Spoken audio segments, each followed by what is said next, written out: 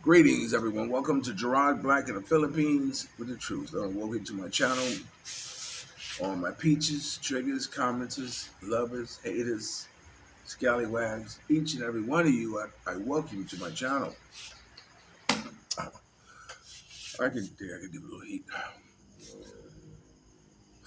Let me start off by saying, so this is Christmas, and what have you done? Another year over, and a new one's just begun. That's right, it's Christmas morning. And, I understand why they say, you know, a lot of individual tragedies may happen during the holiday. Let me see, get that thing straight. It's still not straight. Okay. Oh, there you go. It's going the wrong way. Yeah, I think that's a little better. It could be. I'm a perfectionist, excuse me. I haven't forgotten. I know where I left it. Okay. The whole thing might be that way, but that was bothering me. That shelf, that it wasn't straight. But anyway, what I was saying is that I understand why a lot of people kind of, you know, um, things happen during the holidays because if you're missing someone or if someone was in your life and out of your life now, and it doesn't matter how long it's been, that you find yourself sitting somewhere thinking about, and I had an overwhelming feeling about my two daughters, you know, wanting them what they're doing, uh, wondering if I ever see them again, you know, when if the oldest one will finally come around to her senses. That's the best way to say it. But it's funny. December 6th was my oldest daughter's birthday. I'm a little choked up because I really miss my daughters. And it was a birthday, so I posted something on Facebook about wishing her a happy birthday, and posted some pictures that are, her and I when we were. I used to say these pictures were taken when you used to love me, and they were, and, personal pictures, you know.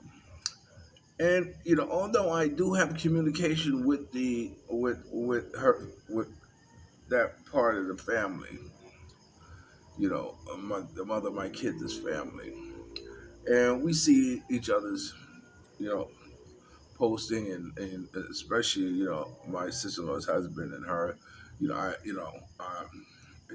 he's a musician, so I get to see a lot of the things that he's doing, and so we post. So when I post the thing about my daughter, and it was just interesting that no one from that side of the family comment on any of the photos or anything. But I shouldn't be surprised because as far as I'm concerned, they're still under the Bengali of my oldest daughter who says, "Don't talk to him," you know, you know, don't share things about me, you know, and because she literally runs her mother, So anyway, so I just felt sad about having my daughter. But then, I'm very grateful to have Duchess, you know, and although I said that, I don't want to wish to any phase in her life to be here because then I would be wishing a lot of the little moments that what I am witnessing now, her struggling to stand, you know, her struggling to walk, you know, um, and how now she can sit by herself and entertain herself. But she's still very clingy to my wife, especially after sickness, which, and of course she's breastfeeds too. but there are times when she forgets that she's away from her, and she could be with somebody else. So it's good. It's good watching her develop, you know. And and although you know, I I don't have family here, but then again I didn't. But then again I do, and say yes, I do have family here. You know, you know. Mia's family has become mine. I've gotten very attached. I get very happy, to see them and to welcome them into my home. And you know, um, you know, it's good. Although the language barrier is real rough, it's real rough, especially with the men. It's funny because, I was sometimes you wonder why Filipino kids, girls are so smart and or like this, and and being because I think because a lot of mothers take their little girls to work with them, take them everywhere they go, because they don't have babysitters or someone to call, hey, like that as regularly as they would want to. I'm sure there's a relative that can watch her. They could just park up somewhere in someone's yard. But the daughters stay with them. I was in Dumagetti where the shop owners are setting up the shop and all that, and you see all the little girls. The little girls, 4 or 5, sitting down putting things together like this, learning the ins and out of a trade. You know, learning business. Being a helping hand. But you can also see how that's going to come to a stop. It's ending. It's ending. Why? Because now a lot of them have cell phones, and so rather them getting involved with uh, uh, uh, their activities of what their parent is doing, or the business of the day, they're just sitting somewhere just playing on their cell phone, and that's the great divide, right there. What's taking place not only in the Philippines but all over the world. It used to kill me when I was in New York, and I used to see a woman in a carriage pushing a baby with headphones on, listening to music. It's like, what are you doing? You have a child there. You should be interacting with that child, pointing out the buildings and pointing the lights and just talking to that child. Not just in your own world. And then soon after that, you see the child that walking around with headphones on, or the parent didn't put them on, and they don't, they're oblivious to what you're saying or anything what you need because they don't care. They're in their own little world out now. So that's what's going on. But it's amusing to me to see parents, with their kids on the job and working, even behind the counter, helping customers out. It's always amusing to see that. Boom Boom, who I had on my show once before, his son was 6 years old. And believe me, when I say that they were poor, I mean they were poor. They lived in a house that had no walls, no windows, they had nothing on the floor but just concrete. It said it had one dresser in there, and that's the dresser where they threw all the stuff on top of to keep it off the floor. And the other one was they had a mattress, a mattress in the bedroom that was I don't know what color it was supposed to be. I know the color it kind of was. It kind of like the color nasty.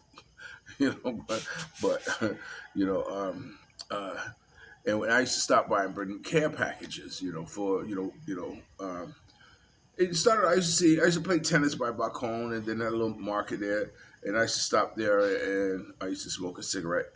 And I met Boom Boom, and I used to buy a bottle of Tangerine. This was like about 7 in the morning, whatever.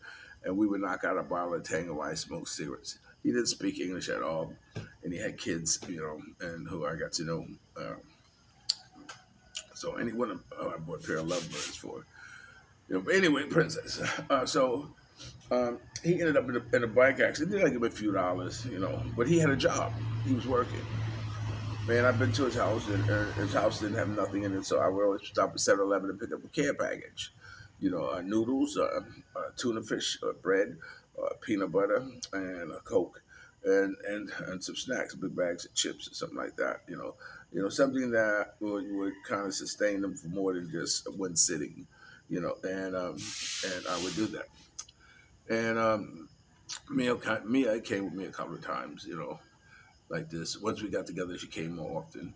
But he had a motorcycle accident, and he lost the friend who was driving lost his life, and Boom Boom lost like his face was all, I mean, all tore up.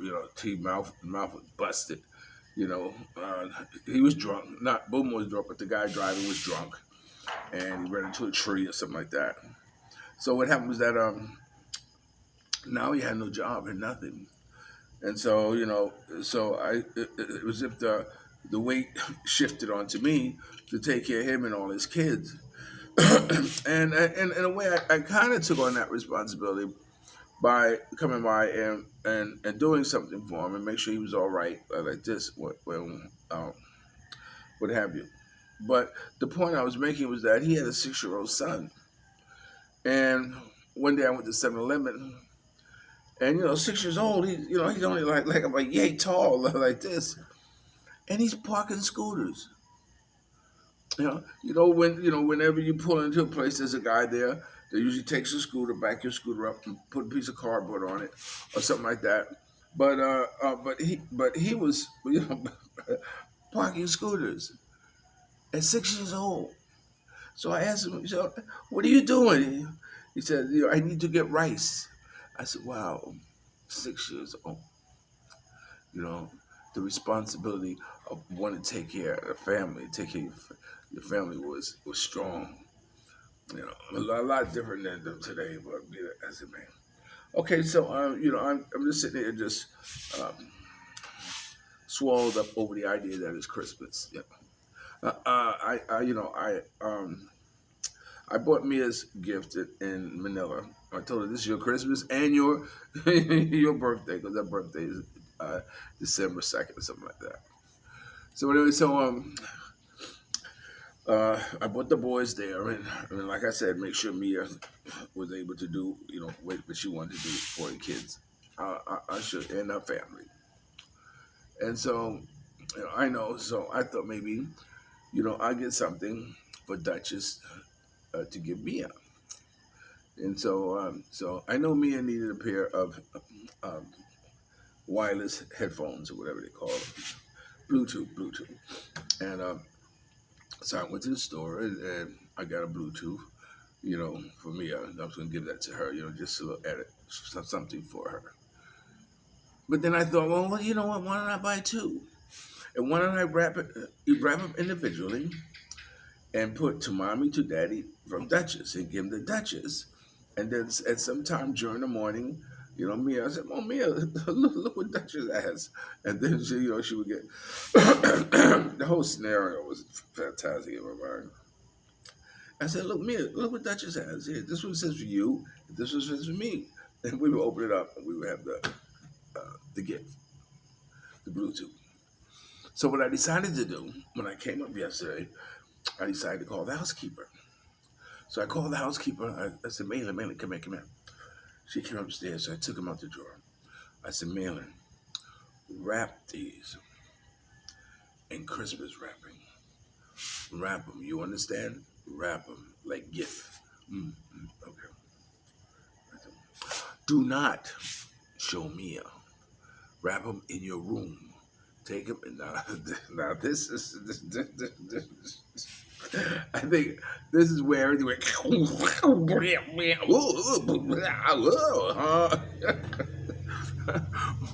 When I gave her the added information of taking it to your room and wrapping it and not letting me see it. And so she nodded. Okay. So she went out the room. So I'm thinking so I'm looking at the CCTV.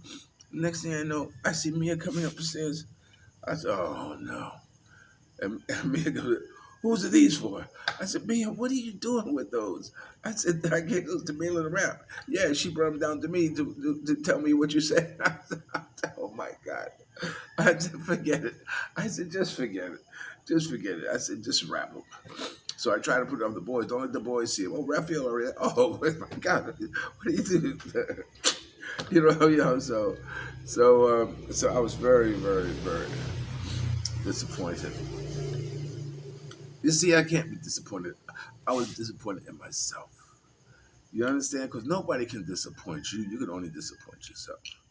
you can put too big of an expectation on something. You could, try to think that you took care of everything that needed to be taken care of, or you're really dependent on somebody, and but if it doesn't go your way, you can't be disappointed at them. You got to be disappointed at you because you should have made better decisions. You know what I'm saying?